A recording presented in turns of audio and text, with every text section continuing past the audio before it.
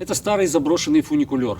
Когда-то в 19 веке он поднимал сюда на гору туристов, ну, тех, кто отдыхал здесь, и спускал их потом обратно в долину.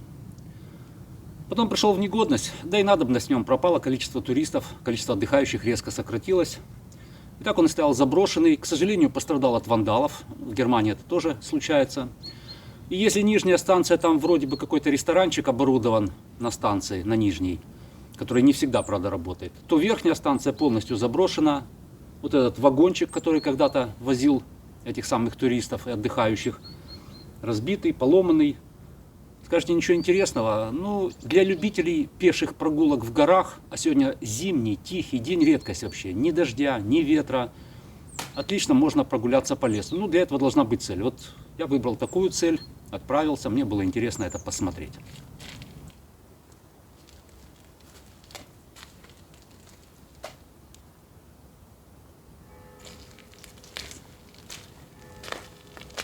А рядом там есть еще один интересный объект, сейчас пойду туда. А здесь даже для прибывших на верхнюю станцию был прудик небольшой, видите? Там домик. Наверное, уточки какие-то жили.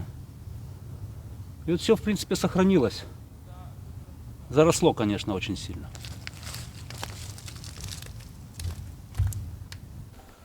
Интересно, сколько лет этой урне? Каштан, это съедобный каштан. Я вижу, тут валяется на полу. Вот так прям врос в нее. Ну, лет 50, наверное. А может быть и 100. Понятия не имею. А, тут есть надпись.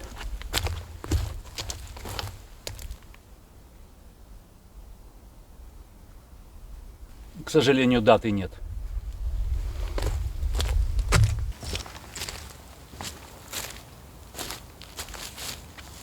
А здесь, скорее всего, фонтанчик какой-то был. Ниша, видите, сделана в камне. Здесь такой треугольный прудик. И такая красивая парадная лестница, заросшая, естественно, мхом. Но с обоих сторон сохранились рододендроны. Вот сколько им лет, наверняка очень много. Но, тем не менее, они живы.